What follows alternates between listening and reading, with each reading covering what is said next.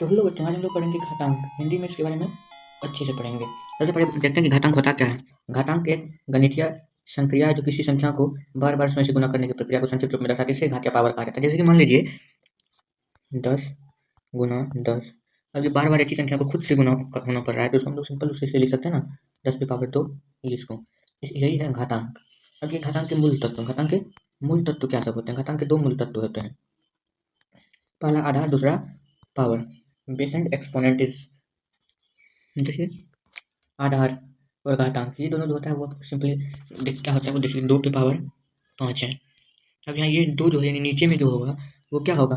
नीचे में होगा आधार और ऊपर वाला जो होगा ये होता है पावर। समझ गए? हाँ, अब देखिए घातांक का संकेतन यानी फिर समझेंगे कि घातांक है या नहीं है। तो घातांक का संकेतन क्या होता है कि आधार के ऊपर में पावर रहता है।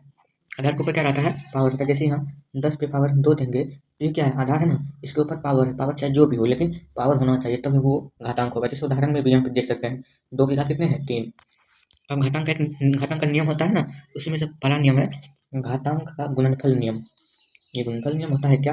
तो ये पूरा सिंपल नियम है और घातांक चैप्टर पढ़ने में इतना मजा आएगा आप लोग को। इसके बाद आप लोग को याद करने की जरूरत नहीं पड़ेगी इसमें क्या सा सूत्र होता है क्या नहीं होता है। तो देखिएगा ये गुणनफल नियम यानी a⁻m × a⁻n, यानी कि आधार अगर बराबर रहे, क्या बराबर रहे? आधार अगर समान रहे और बेस को बोलते हैं आधार, और पावर जो होता है वो असमान रहे और गुना में हो। यहाँ पे जो है ये क्या है? गुना है। a⁻m × a⁻n बराबर क्या दिया? a⁻m + n, यानी कि एक मिनट,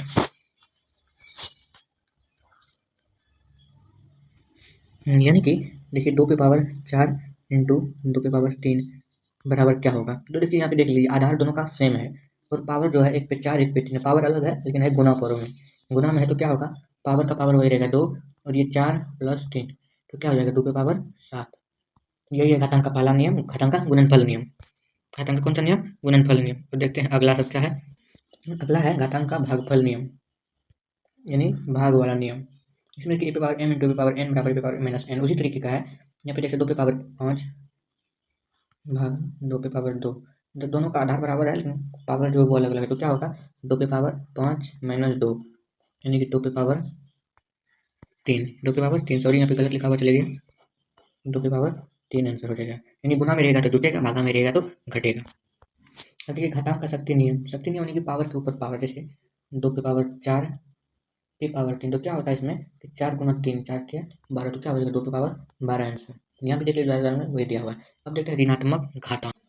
अब दो बचा हुआ है घातांक, ऋणात्मक घातांक और एक शून्य घातांक। ऋणात्मक घातांक यानी 2 पे पावर अगर -3 रहेगा तो इसको लिखेंगे हम लोग 1/2 पे पावर 3। 2 पे पावर 3 या पूरे पे पावर 3, क्योंकि माइनस को हटाने के लिए हमको ऊपर 1 करना होता है, 1 से भागा करना होता है, इसलिए 1/2 पे पावर 3। अब देखिए शून्य घातांक यानी किसी भी संख्या पे, चाहे वो संख्या 1 हो या 1 से आगे जितनी भी संख्या हो, अगर उस पे पावर के रूप में 0 हो, नहीं 1 पे पावर 0, 10 पे पावर 0 हो, 10 पे पावर 0 हो तो उसका मान जो होगा ना वो 1 होगा, चाहे वो संख्या कितना भी बड़ा क्यों ना हो।